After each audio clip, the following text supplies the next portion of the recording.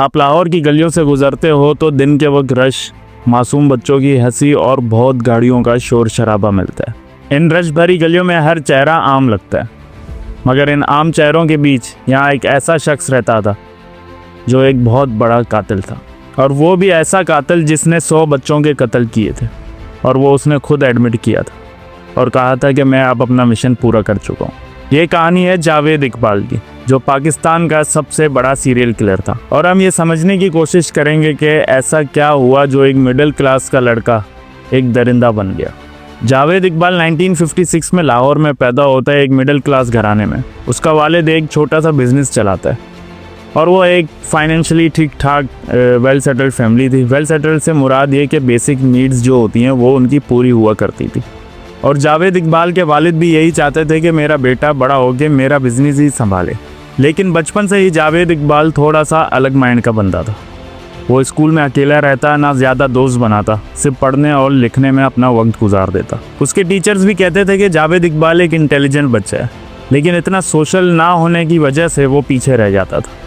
और उसे एक डायरी लिखने की आदत लग गई थी जिसमें वो अपने जज्बात और ख्यालात लिखता था। जवानी में जावेद इकबाल एक मोटर वर्कशॉप और एक घर खरीद लेता है। दिखने में सब कुछ नॉर्मल लगता है कि एक जवान लड़के ने एक अपना बिजनेस शुरू कर दिया है और वेल सेटल चल रहा है, मगर अंदर ही अंदर जावेद को कुछ कॉम्प्लेक्सेस और कुछ फ्रस्ट्रेशन खाई जा रही थी। जावेद इकबाल ने अपना फोकस गरीब बच्चों पर रखा, जैसे स्ट्रीट चिल्ड्रन, बेगर्स और जो दूर दराज से बच्चे अपने घरों से भागकर शहरों में छोटे मोटे काम करने आते थे। यह उसके लिए एक ईजी टारगेट था, क्योंकि इन बच्चों को सोसाइटी में कोई पहचानता नहीं था और शायद इनके लापता होने पर पुलिस भी कंप्लेन रजिस्टर ना करती हो। वो एक पैटर्न फॉलो करता था। वो बच्चों को मिठाई, खिलौने या कोई लालच देकर अपने साथ अपने घर ले जाता था और वहाँ उनके साथ अब्यूज़ करके उन्हें मार देता था।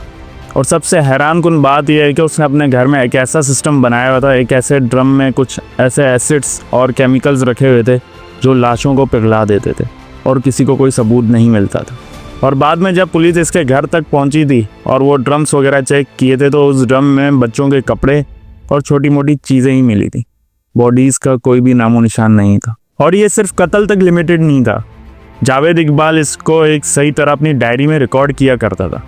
बच्चे का नाम, बच्चे की एज, पूरी डिटेल और बच्चे को कैसे मारा, वो सब जैसे एक साइंटिस्ट अपना एक्सपेरिमेंट्स लिखता है, ऐसे ही जावेद इकबाल इन बच्चों को मार के वो चीज़ें लिखता था। दिसंबर 1999 में लाहौर का एक उर्दू अखबार डेली जंग, वहाँ पर एक ख़त पहुँचता है और उस ख़त में जावेद इकबाल लिखता है कि मैं जावेद इकबाल हूँ और मैंने 100 बच्चों का कत्ल किया और उनकी बॉडीज़ को मैंने एसिड से पिघला दिया और मैं अपने आप को अब खुद ख़त्म करने जा रहा हूँ। इस ख़त ने पूरी कौम को हैरान और परेशान कर दिया था। पुलिस भी ये समझ रही थी क्या हो सकता है कि ये कोई मजाक हो, किसी ने हमारे साथ मजाक किया हो।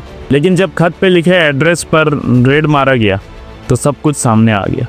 वही बच्चों के कपड़े, वो एसिड्स वगैरह, हर चीज़ सामने आ गई।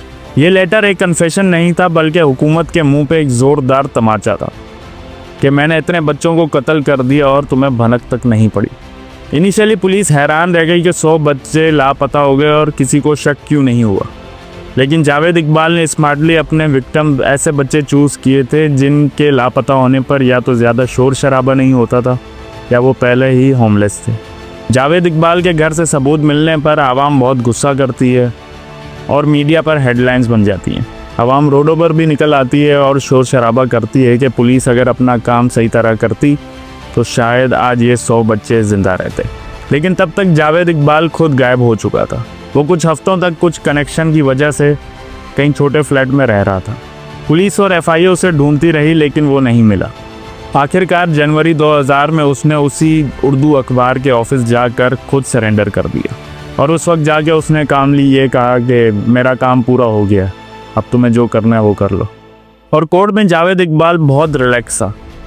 उसने खुद अपने मुंह से कन्फेस किया कि उसने 100 बच्चों का कत्ल किया है, लेकिन उसके चेहरे पर ना कोई शर्मिंदगी थी और ना ही कोई एहसास। जज ने इस केस को हिस्ट्री का शॉकिंग केस करार दिया और फैसला किया कि जावेद इकबाल को उतनी ही बार सजाए मौत दी जाए जितनी बार इसने कत्ल किए हैं और इसे बिल्कुल उसी तरीके से मारा जाए जिस तरीके से इसने 100 बच्चों को कत्ल किया है, यानी एसिड से। यह फैसला पाकिस्तान की जुडिशरी के लिए अनप्रेसिडेंटेड था। मीडिया ने इसे I for an I judgement कहा, लेकिन बाद में ह्यूमन राइट्स और इस्लामिक लॉज की वजह से सज़ाए मौत का तरीका ये इम्प्लीमेंट नहीं किया गया था। 2001 में ट्रायल्स के कुछ ही अरसे बाद एक न्यूज़ आती है कि जावेद इकबाल अपने ही सेल में मरा मिला है। ऑफिशियल रिपोर्ट्स के मुताबिक उसने सुसाइड किया, लेकिन काफ़ी लोगों का मानना है कि जेल की अथॉरिटीज़ ने उसे मार दिया ताकि ये केस ख़त्म हो जाए। अब ये नेचुरल सुसाइड थी या किसी ने उसे मार दिया था, यह आज तक मिस्ट्री है। साइकोलॉजिकल एक्सपर्ट्स कहते हैं कि जावेद इकबाल एक साइकोपाथ था, मतलब एक ऐसा इंसान जिसमें कोई गिल्ट या एहसास का कोई भी नामो निशान नहीं था। उनका कहना था कि इसके सिर्फ 3 ही मोटिव थे। पहला था रिवेंज, अपने बचपन का ट्रॉमा और फ्रस्ट्रेशन सोसाइटी से निकालना, या दूसरा था कंट्रोल एंड पावर, यानी उन बेबस बच्चों पर अपना कंट्रोल जमाना, और तीसरा था थ्रिल, उसे एक कत्ल करने में एक मज़ा मिलता था और वो इन सब कत्ल को डॉक्यूमेंट करता रहा। उसकी अपनी डायरीज़ में लेटर्स ये बताते हैं कि वो इसको एक मिशन समझता था और जब ये मिशन कंप्लीट हो गया तो उसने जाके सरेंडर कर दिया। जावेद इकबाल का केस सिर्फ एक कत्ल की कहानी नहीं बल्कि एक खौफनाक ख्वाब की तरह था जिसने पाकिस्तान के पूरे सिस्टम को एक्सपोज करके रख दिया। पुलिस की बेपरवाही, चाइल्ड प्रोटेक्शन का ना होना और आवाम की लापरवाही, उसने सब कुछ एक्सपोज कर दिया। एक इंसान जो 100 बच्चों को कत्ल करता है और किसी को खबर भी नहीं होती, ये सिर्फ जावेद इकबाल का कसूर नहीं था, ये पूरी सोसाइटी का फेलियर था। आपके दिमाग में भी मेरी तरह यही सवाल आ रहा होगा कि कोई इतना जालिम कैसे हो सकता है। और इस पर एक शेर है कि मुझे शहरों से अंदाज़ा हुआ है कि दरिंदे अब मौजूद नहीं जंगलों में।